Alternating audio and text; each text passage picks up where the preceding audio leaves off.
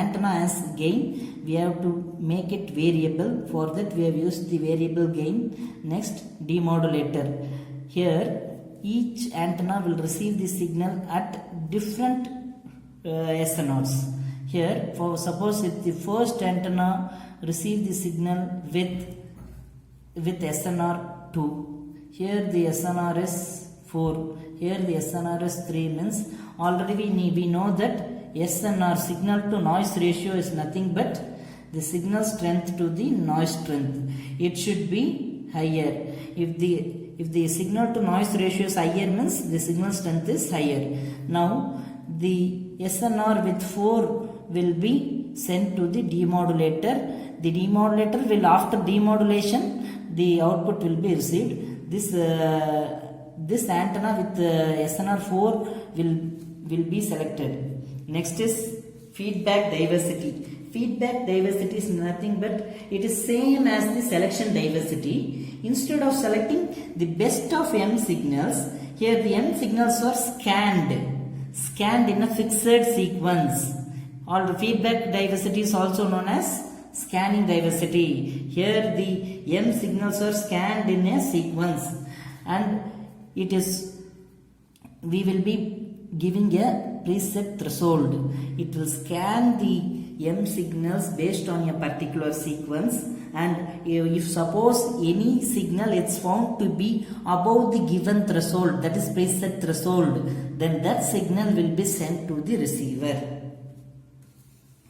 For example, if we set the preset threshold as 4, means now if the antenna 1 first it will receive the signal from the transmitter, and the antenna will receive the signal and it will be sent to the short term average. Here suppose if the first antenna will receive the signal with 3, means SNR 3, means it will be given to the short term average. It will be sent to the comparator. Already we have set the preset threshold as 4. Now 3 is sent to short term average. The comparator will compare the 4 with the antenna 1, that is 3. 4 greater than 3, this is not possible. So this signal will not be sent to the receiver. Suppose in this antenna, if the SNR is 5, means this will be given to the short term average. It will compare with the 4 is greater than 3. Yes, correct. But 4 is the threshold. Hence we will be rejecting this. Next is 5, means 5. We have 4 as the threshold. It is less than. Hence this will be sent to the receiver. Here the control means if after comparing the SNR of the antenna with the preset threshold, the comparator will compare. If it is not possible, if the SNR is less than the preset threshold, means the comparator will give the control to the next antenna. The next antenna as the SNR as 5, it will be sent to the receiver.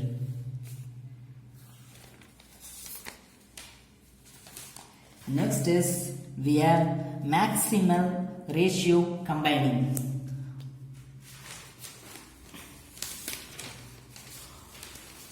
In maximal ratio combining, it will produce the output SNR which is equal to the sum of the individual SNR. The individual SNR of each antenna will be summed and co-phased. From that we will be calculating the output SNR. We will be combining the individual SNRs. Suppose SNR of G1. Suppose if the SNR1, SNR2 up to SNRM, all will be added to get the output SNR. Here there is one main beauty of maximal ratio combining, that is if each antenna has an SNR, if each antenna has a SNR that is not acceptable by the by the demodulator means not acceptable means it does not it does not has the acceptable SNR value of the demodulator means after summing, that is each antenna's SNR will be summed. If the after summing all the input SNRs, if the output is in the acceptable range means it will be accepted by the demodulator. This is one of the main beauty of maximal ratio combining, which is not present in another diversity techniques. Next is equal gain combining. Equal gain combining. Here the branch weights and gains are set to unity. Each antenna's weights and also the gain will be set to unit value. Here the signal from each branch is co-phased. Co-phased means every signal from each branch will be in same phase. This will provide the equal gain combining diversity. That is, each will have the same gain. Next, the performance here in equal gain combining is superior to the selection diversity. Next, when comparing to maximal ratio combining technique, it is little inferior. Next is the second type, that is frequency diversity. In frequency diversity, the information are transmitted on more than one carrier frequency. That is, if we have 5 signals means we will be sending with 5 different carrier frequencies. That is, each carrier frequency will carry the signals. All the signals are same, but the carrier frequencies are different.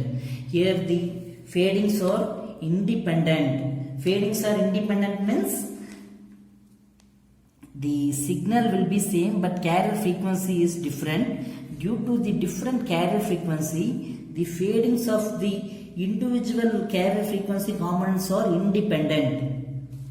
Next, the carrier frequency spacing between two different carrier frequency spacing is nothing but it should be larger than the overall channel bandwidth. That is channel coherence bandwidth. The channel coherence bandwidth should be less than the frequency spacing between the two different carrier frequency. Next, the frequency diversity is commonly used in microwave line of sight link. That is, in microwave, already we know the spectral efficiency is very much higher and it needs several channels to transmit the signal. Also, it uses frequency division multiplexing technique, that is FDM, frequency division multiplexing. Next, the third is nothing but polarization diversity. Already we know polarization is nothing but we have here we have polarization diversity means we have 2 different types of polarization, that is horizontal polarization and vertical polarization. Here this diversity relies on the decorrelation of 2 receiver ports. That is, the receiver ports means in the receiving side we have 2 different polarization, that is horizontal polarization and vertical polarizations. Okay, next, polarization, it uses antennas with different polarization. Already I said that different polarization means both horizontal and vertical. Here, to achieve different polarization means by using the concept different polarization horizontal and vertical only, we will be achieving the diversity gain. Here, one of the main concept is the 2 receiver ports must be cross-polarized. Cross-polarized means the same. The two ports should have different polarization. Either it may be horizontal or vertical. Next, the polarization state of the signal is independent of the transmitted polarization. Suppose if the transmitted polarization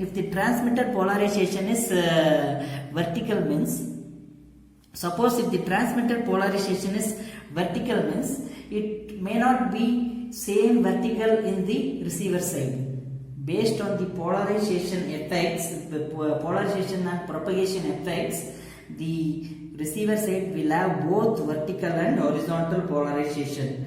This is the main concept behind polarization diversity. Next, the main thing is in polarization diversity does not require antenna spacing, but in the above diversity techniques we have in frequency diversity we have antenna spacing. Next, we will be seeing the time diversity. In that also we have antenna spacing, but in polarization diversity we do not need any antenna spacing between the channels.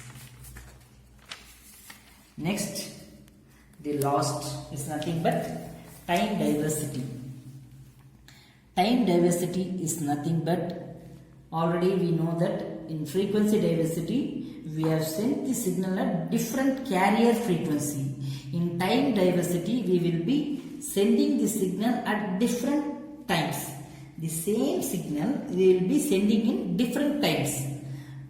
Why it is? Because at different times if we are sending the signal, means suppose at the first time, at the first timings, first time slot, if a signal is carried, means then if there is any fading effect or any deep fade occurs, means the second signal will come back those effects. For that reason we will be sending the same signal at different times, that is different time slots.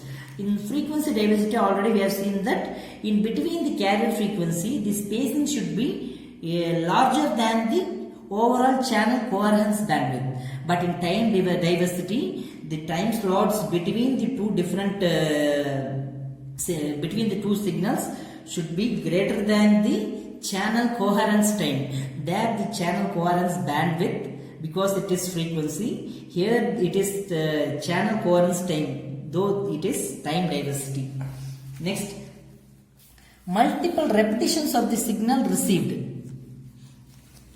Next is multiple repetitions of signals received, means the signal, at the first time we will receive a signal, at the second time slot we will receive another signal. We will be receiving the multiple repetitions of the same signal with multiple fading conditions. That is, in the first signal if there is any deep fade, in the second signal there is fading due to any atmospheric effects, in the third type of fading, if there is a fading due to any refraction, means all will be combined in the receiver side, thereby providing the diversity.